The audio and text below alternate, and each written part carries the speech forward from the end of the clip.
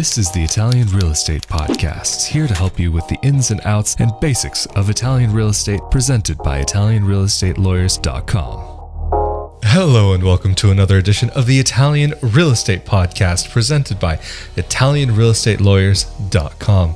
We are back here again with Italian attorney Marco Permunian.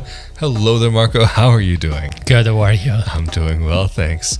Today, we wanted to talk a bit more about living in Italy for those of you who are considering the possibility of purchasing property out here. There are various factors that you want to take into consideration, and in the last episode of the Italian Real Estate Podcast, we spoke a bit about where maybe might be worth looking. Just some of the places that, for instance, Marco might like, and also a little bit about transportation and getting around Italy and what might be worth considering in that regard. But in this episode, we wanted to talk a little bit more about the cost of living in Italy, because that, of course, is something that can change depending on where you are. And this, of course, is something that I have gone into on my YouTube channel, youtube.com/Rafael di Furia. But I was thinking, of course, it's worthwhile having this conversation again in various platforms because, of course, with a resource like Marco Permunian, how can you go wrong? And I really wanted to hear your take on what might be worth looking out for. So I guess there's probably a few good points to hit on here, but a lot of your audience and a lot of your customer base happens to come from the United States. So let's maybe take this on from the perspective of somebody coming from the US. But comparatively speaking, what would it be that a person might be able to expect when it comes to the differences in cost between the United States and Italy? Italy is for sure a less expensive country where to live. As a matter of fact, you'll need less money in Italy to live than the money that you need in America. Generally speaking, individuals in Italy, they earn less money per month than individuals in America. The cost of living in Italy it's different depending on the area in which you live. Of course, you need more money if you live in a major city like Milan or Rome or Florence than if the money that you would need if you live in a small village in the countryside. And also it makes a difference, as everybody knows, there's a difference between northern Italy and southern Italy, where the cost of living is much lower in southern Italy than northern Italy. The more you go up from southern Italy, the more money you need to be able to live in Italy. No, I think that's actually a really good point. I mean, for example, the cost of living that you might need in a place like Naples, or even going even further south to Palermo, would be very different than what you might need to get by in a place like Bolzano. And that's really, we're talking about polar opposites of the country. I mean, even I remember speaking to an individual in Palermo, and she was telling me that it's not uncommon for people there to be in that earning range of, say, 250 to 300 euros in 1 month, and then to have to pay for an apartment that might be, say, 400 or 500 euros in the city. So I think that might be an interesting example of what the cost of living and earning potential for some individuals. We're talking about less skilled work here. We're talking about somebody maybe sweeping up in a salon, for example. But of course, that's not going to be the average that maybe an individual coming from the US might be earning. But of course, it depends on if you're retiring here or if you actually have to work here, the differences in what you might be earning. But then in Bolzano, for example, I guess maybe say 2,000 euros could be on the high-ish end, and maybe around 15 would be middle of the road.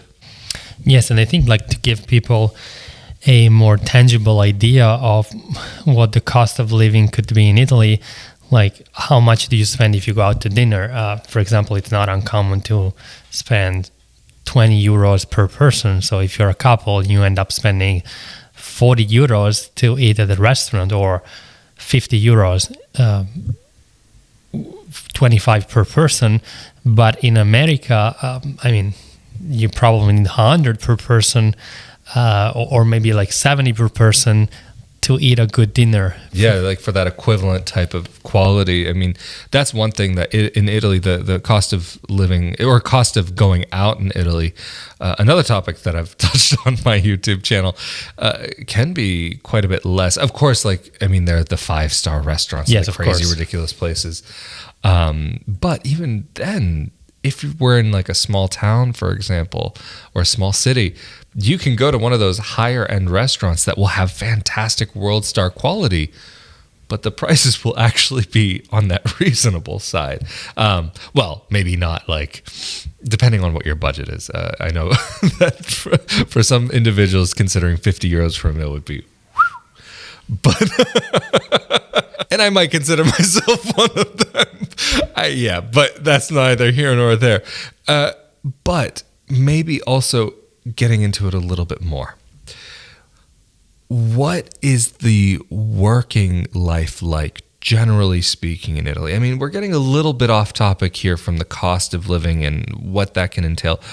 But that's something to me that's been very interesting to see how Italians work. Maybe just as a quick little side note in this discussion, what does the average workday look like for an individual, maybe in northern Italy? I do think that one of the major differences between the working life in America versus the one in Italy is that probably in Italy people work a little bit less. You said it in another video, that people in Italy work to live and they don't live to work. So they take it easier. People start working at 8 or 9 in the morning, and then normally they have a break, a very long lunch break, right. 2 or 3 hours, and it gets longer the more you go towards southern Italy, where people like stop working at noon and then they start again at 4. And so there's this lunch break, which can be like shorter or longer, and then you work again until 7 in the night. But in America, it's more common for people to not have a lunch break. You just right. Or just a minimal lunch break, and then you just yes, go till 5, for example. Or even I've worked for American companies and known individuals who will just eat at their desk or eat while they're doing whatever it is that they're doing. I think it has to do with Italian culture and lifestyle, because I think it has to do with the fact that Italian families, they normally eat together, they have lunch together and have dinner together. So it's common for families to get together for lunch. So everybody comes back from work and you eat lunch together. And even kids in school will do this. That was something that I found fascinating, that kids will actually come home from school. And we're talking about little kids in high school, university kids. Everybody comes home for lunch, and mom or grandma or whoever, or maybe the individual, will cook for themselves. I was fascinated by that idea, because especially having grown up with lunches that were sometimes as short as like 30 minutes or something. And I remember even when I was in high school, they were discussing if lunch should be 20 or 25 minutes long. But yeah, no, that idea of even having the time that you can leisurely go home, have a nice lunch, relax. It's wonderful. It's, again, a part of this Italian lifestyle. But getting back to maybe the more of the topic that we are focusing on in this video, I guess taking away from that little side note, which is important within the context of this discussion. What would be maybe, say, a way that a person could really take control of their cost of living here? Definitely something to take into consideration when relocating to Italy is that the cost of lodging is lower than, for example, the cost of lodging in America. So some people will be surprised.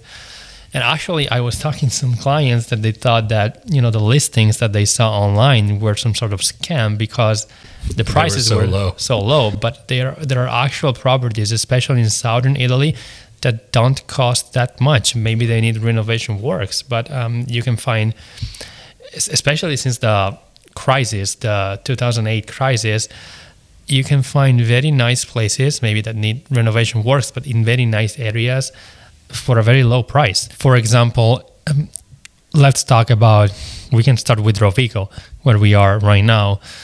The cost of an apartment for one person, a very nice apartment or decent apartment, can be between 350 to 450 euros, excluding utility bills. And we're talking about like a 1-bedroom apartment or 2-bedroom house? Yes, a one to 2-bedroom apartment. And it's less common for a family to rent a place, but because normally you purchase. In Italy, there's this thing where families, they try to purchase a property that they keep for their whole life. So it's less common for a family, for a couple with kids to have to rent. But if you wanted to rent a larger property here in Rovigo, you would be spending 500, 600, 700 euros for a very nice property. And even the cost of properties, to buy a property is very reasonable, because you can get a very, very nice house, even a single family house in this area for 100,000, 150,000. Of course, if we talk about other cities, major cities, or more famous areas in Italy, like Tuscany, or if you wanted to buy a property in Rome or Naples, maybe in the center of Florence, the price can go as high as 300, 400, 500, 1 million, especially. Wow. Or if you're buying, for example, on a house on the lake with a lake view, that can be very expensive. Especially in a place like Como, for example. Yes. But if you think that in America, like a normal family living in California needs like 750,000, 1 million to buy just a normal house, it's a huge difference. Yeah, no, I mean, especially like I remember seeing listings from LA, and just like you get a little tiny little home and you're spending ridiculous amounts of money, whereas maybe in another part of the country or even in Italy, that money would be able to buy you almost a mansion. Especially in Italy. I mean, in a town like Rovigo, or really anywhere. I think also another factor that's worth considering when it comes to the cost of living is that apartment versus single home lifestyle, because then in that single home, you'll have to worry about heating on your own and some of these other various factors. Whereas in a building, some of those fees could be shared if we're talking about heating, for example, but then you may have other fees on top, like that you have to pay for the lights in the hallway or the elevator or whatever it may be. And if your building doesn't have an elevator, then of course that's going to be a fee that is much lower. But if you're in a single home, then you will have all of these costs and they will just be yours. There's no splitting of them between individuals. But anyway, I think we've covered a lot of ground in this video. And of course, in this video and the last video that we did in the cost of living in Italy, these are more of overviews. And of course, we're not aiming to get all of the costs in one video, but we're talking generally what's worth looking at and what's worth considering here. But if there's something that we haven't covered, be sure to let us know down in the comment section below what it is that you would like to know a little bit more about. And also, you can feel free to get in contact with Marco and his team, and if they would like to get in contact with you directly, maybe for a question, or if they would like to solicit your services to help them find their dream home here in Italy, wherever it may be, how can they get in contact with you? On our website, italianrealestatelawyers.com, people can find our email address and telephone number so they can send us an email or give us a call. Well, perfect. And of course, if you would like to see more content like this about Italian real estate, or even if you would like to learn about Italian citizenship, make sure that you are subscribed to this channel where you'll be able to find these videos on Wednesday nights. And of course, also, if you would like to know more about life in Italy, living in Italy, and life as a dual citizen, life as an expat, and expat life in general, feel free to come on over to my YouTube channel, youtube.com/Rafael di Furia, where I talk about these subjects very much like these in my videos. And of course, we have been here again with Italian attorney Marco Permunian. Thank you so much for making yourself available, and we look forward to seeing you all next time. Thank you. Later.